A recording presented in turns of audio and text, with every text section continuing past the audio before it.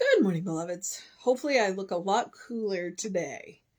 I have gotten up and gone to the gym, so it was warm, but because the personal trainer that my partner and I use, he's a school teacher, so he's going back to school. So Wednesdays are out, so we're back to Sundays, which is it's a good thing. I get up, move my body, and then you know, am raring to go for church. So or yeah, and so but yesterday, like I went back and looked at the video and you could tell how hot I was. Um, and I came home and stretched out on the couch. I ate something, stretched out on the couch, and my Fitbit said that I was asleep from 12:30 to 5:30, and I was like, okay, because I kept falling. I was trying to watch. So my guilty pleasure is Ancient Aliens, and I was trying to watch this 4-hour Ancient Alien special, and I just kept waking up and rewinding it, waking up and rewinding it. Yeah. It was hot yesterday, and we took extra water, so please be extra, extra, extra careful. All right. It is August 6th. Our title is The Final Word, Amen. Our author is Betty Jean House, and it is from 1999. But that's all it says. It doesn't say like what organization she's with. So you might Google her if you're interested. Okay. In the original Hebrew, Amen means so it is done, this is the truth. Thorndike adds that Amen is an expression of assent after a prayer, an expression of approval. In Revelation, Amen is used in place of the Spirit of truth, and in Isaiah in the place of God of truth. Thus, Amen is a word of mystical and powerful meaning, usually used in a traditional sense without awareness of its deeper meaning. Amen to the ancient Egyptians meant master or ruler. They gave this word great power and incorporated it into the names of their great leaders. Pharaoh Amenhotep, Tutankhamen, Amen, etc. Translations of ancient Egyptian prayers use the word Amen for the name of the sun god. Obvious connections exist between the use of this word for deity in Egyptian and the Hebrew use of the word. The meaning of so it is has striking similarities to the name of God revealed to Moses, I am that I am. Amen is more than a word at the close of a prayer. It is a state of consciousness. It is the acceptance of God into your life. Amen is a consciousness that I have spoken the word and God will honor it. Anytime you accept something as being true, you are saying amen to that thing. The consciousness of amen conditions us to keep our prayers positive and to release that prayer of faith to do its work through our prayer and treatment work. What you say amen to is your master. End your prayer treatment with the emphatic realization that I have spoken the word. It is truth. I accept it. I know it is done. I rest in this consciousness. All this is implied by your amen.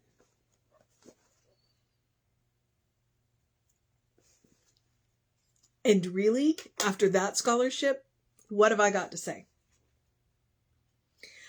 Not a whole lot, other than I think I'm going to go back and just re-emphasize a couple of points, because I mean, I've heard this before, but to have it laid out like that in such clear scholarship, wow. It means so it is done, this is the truth. It is an expression of approval. It is used in the place of Spirit of truth, in the place of God of truth. Thus is a word of mystical and powerful meaning. And we use it so often without, as she says, we use it in a traditional sense without awareness of its deeper meaning. And it never occurred to me, because the Egyptian sun god is Amen Ra. And Amenhotep and Tutankhamen, it ends in Amen. Wow. And the meaning of "so it is" strikingly similar to the name that God reveals to Moses. I am that I am. So it is more than a word at the close of a prayer.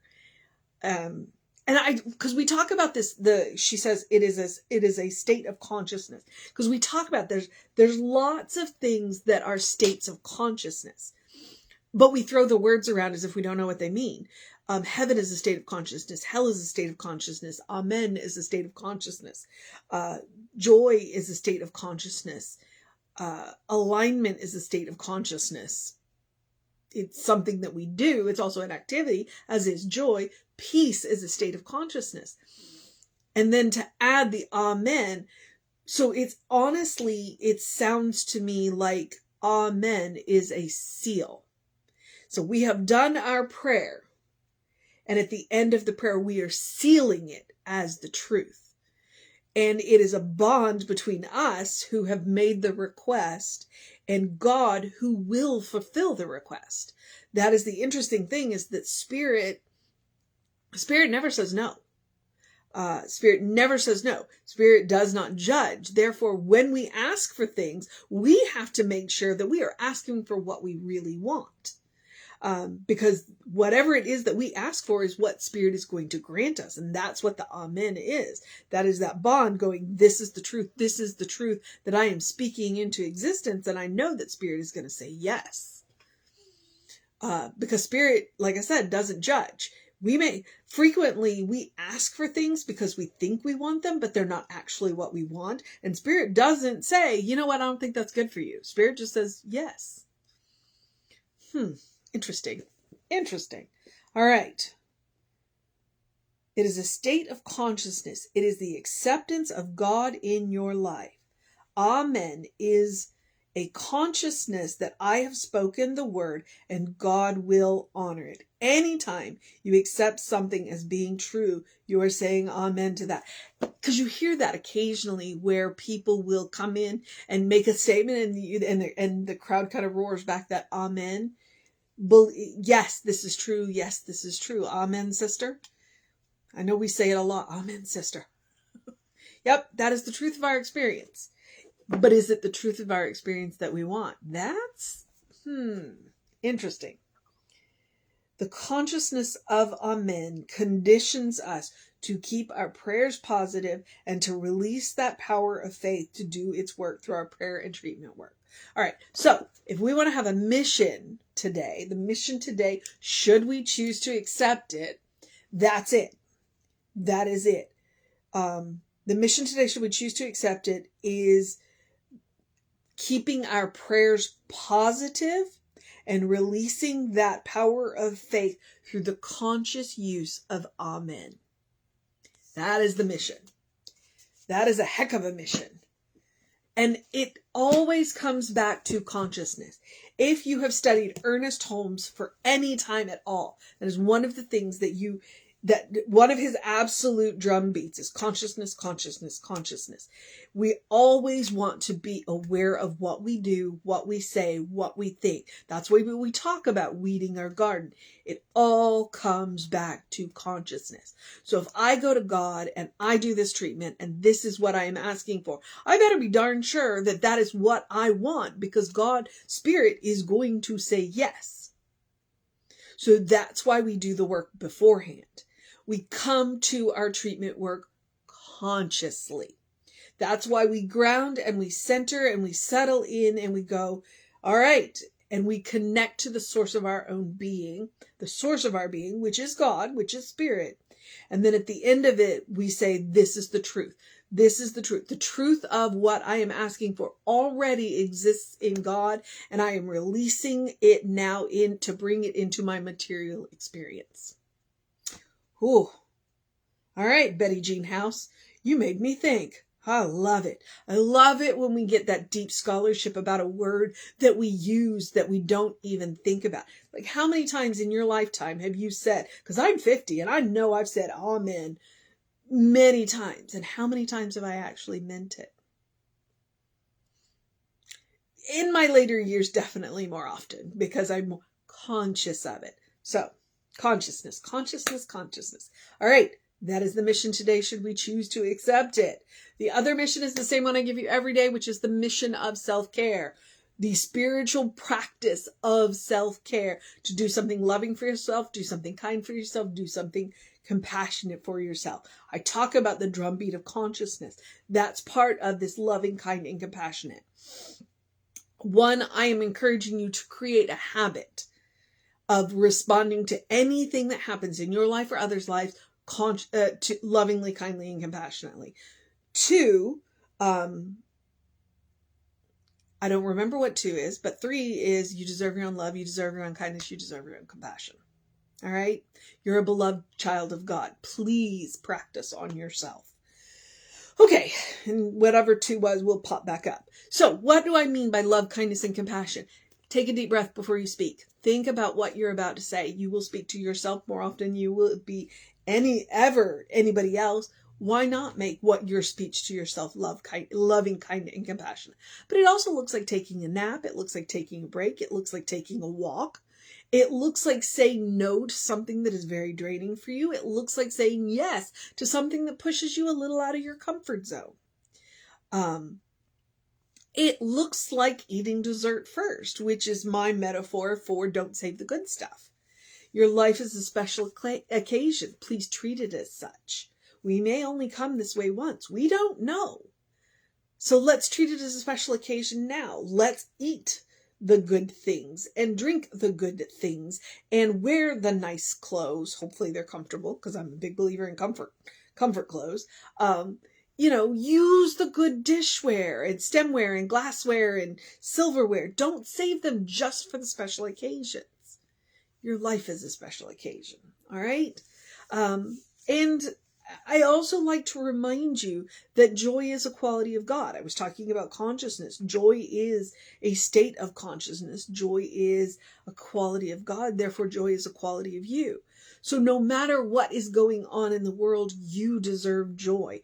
No matter what is going on in your life, you deserve joy. Please make room for joy. All right? Please make room for joy. All right. I don't know what I was about to say, so I'm just going to do this. Remind you about the rest of the suggestions to do something to engage your mind and your body, whatever that looks like for you, unless today is your day of rest. For the summer, Sunday was my day of rest. It goes to Fridays now. And so do something to engage your mind. And because we are still looking at the triple digits for the next 10-day forecast, please drink plenty of water. Hydrate, hydrate, hydrate. Your brain works better when it is well hydrated. Your body works better when it is well hydrated. Your skin looks better when you are well hydrated. Drink plenty of water. And then that suggestion about the early in your day bright light. What I'm talking about is 5 to 10 minutes of sunlight between 7 and 9 in the morning.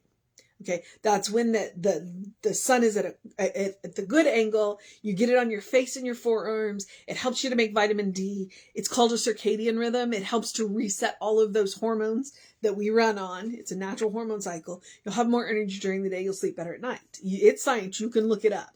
Starts with a C. Okay, if you get up before the sun, you can absolutely use bright artificial light. It works. If you need a little more assistance, you can Google seasonal affect disorder lamps. All right. That's a safe way to get that 5 or 10 minutes without worrying about, your skin. So, cause if I'm going to be in the sun for more than 5 to 10 minutes, I wear heavy duty sunscreen. You can look at me and tell me and sun, yeah, we're not friends. We're not friends. All right. I love the sun. I just don't want to be in it. Okay, beloveds. Those are the suggestions. Now I'm going to remind you, I do have that Ernest Holmes quote that I love so much. Open the windows of your soul. Allow the breath of heaven to remind you, you do live in heaven right here, right now. It's all around us all the time. It's all God. Everywhere you look, it's all God. Every eye you look into, that is God looking back at you, including your own. It is a reminder, as Betty Jean reminded us today, Amen is a state of consciousness. I am that I am. It's the Spirit of truth, the God of truth. When we end things with I am, we are declaring them to be truth. Okay? So, that is what heaven is, a state of mind, like the I am. Amen. Once you realize that heaven is a state of mind, it's a state of consciousness, that you can create it for yourself, then it ceases to be a place you have to get to and can become any place you are. And that, my friends, that is a superpower. Honest. And that is how we create a world that works for everybody. When you can create that heavenly state of mind for yourself and stay in it. When you meet people who are in a storm, you can pull them into your peace and not get pulled into their storm. And that's the goal. That's what we're working on. All right, beloveds. And you can always take Emma's advice. Look for the good and praise it. That is absolutely one of the best ways to do this. Okay. Jumping forward, we are Creative Life Spiritual Center, Creative Life Spark. I am the running Rev Ryan on the social medias that I am on. I thoroughly encourage you to check all of that stuff out. We try and put up uplifting, light, bright, and funny stuff to make your day a little bit better and to help you learn to get to that heavenly state of mind. So check them out. I'm particularly proud of the YouTube channels simply because I do a lot of work on the YouTube channels. All right. Oh, and if you want to know what's going on with the center, please email info@creativelife.org. That'll get you on the constant contact. That way you will know what's going on when I have no idea, because it happens occasionally. Like I read those emails. And more importantly, the hot links are hot. If it says click here now, it will take you right to the information you want or to the person that will help you get the information. So please take advantage of all of that. All right, now I'm in the part where I get to encourage you to have a great day, a wondrous day, a fantastic day, a magical day, an enchanted day, a wonder-filled day, an awesome day, an amazing day, a kind day, a loving day, a compassionate day, a restful day, a heavenly day, an amen day, a spirit of truth day, a know what you want day, a explore what you want day, and explore the truth of your being day, a good day. And if that is too much pressure, simply have a day. You are enough just as you are. You are a beloved child of God in whom God is well pleased and well represented. You are a brilliant light, a divine spark. You are spirit in motion. You are God in action. Or as Reverend Jesse likes to call us, you are a godling.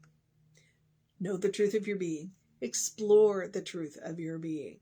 Not what people have told you you are, but go find out for yourself. Go to the source of your being and ask. As our reading yesterday said, who am I? And whatever else you learn, what I know about you is you're a beloved child of God. Okay, Reverend David should be on around 5 p.m. with you. I'll be back with you around 9 a.m. But before that, if you happen to be watching on a Sunday, we will have an amazing service for you at 11 a.m. right here on Facebook Live. Or if you're in the area, come in person. Because it's Connection Hour the first Sunday is Connection Hour, where we hang out after church and spend a little time together just talking and not on a Zoom screen. So, in person. Okay, so take care of yourself. Know that you are loved, and I will see you next time.